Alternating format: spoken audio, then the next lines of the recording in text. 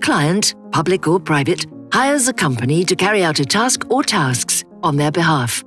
This company, the contractor, may hand over tasks to another, the subcontractor, the manufacturer of goods, the supply of services, or the execution of work. Subcontracted companies may then hand over some of these tasks to another company, creating longer and longer chains of subcontractors. Today, subcontracting is common practice in all construction sites. It amounts to almost 40% of all activities carried out in the building industry. Subcontracting may have its uses: to hire a specialist or know-how not available in-house, transparent construction sites with limited tiers in the chain, correct wages paid, and workers are fully covered by the applicable collective agreement. If done in an appropriate way, subcontracting should not necessarily be a problem. Trouble starts when subcontracting is used simply to reduce costs and escape legal responsibilities.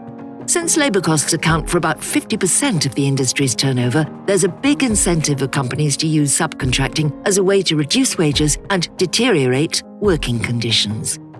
Long chains and the lack of transparency open the way for fraudulent companies who use cross-border subcontracting and posting of workers to make a profit with exploitation and social dumping. Sometimes on one site there are hundreds of companies involved, many of them, however, not being real companies. It's so profitable that some of the large construction companies today have transformed themselves into project managers, where all building activity is done by subcontractors. What does this kind of subcontracting mean for construction workers? Low wages, long working hours without breaks, time off or overtime pay, working in unsafe and unhealthy conditions without proper protection. They may even discover that they are not covered by any social protection and do not receive medical support when needed. Posted and migrant workers are in a particularly vulnerable situation and often risk severe exploitation.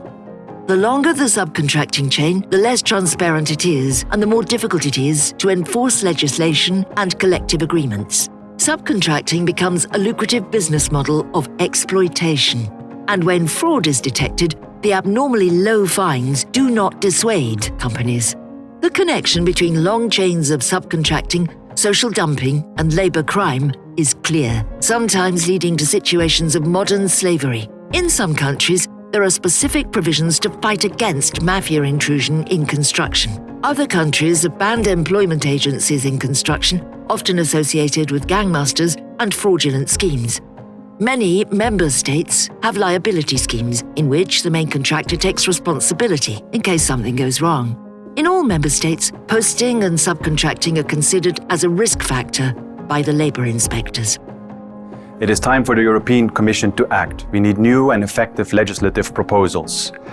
Direct jobs, limit subcontracting, full equal treatment of workers in the subcontracting chain, ban intermediaries in the context of posting, and no public money for exploitation of workers.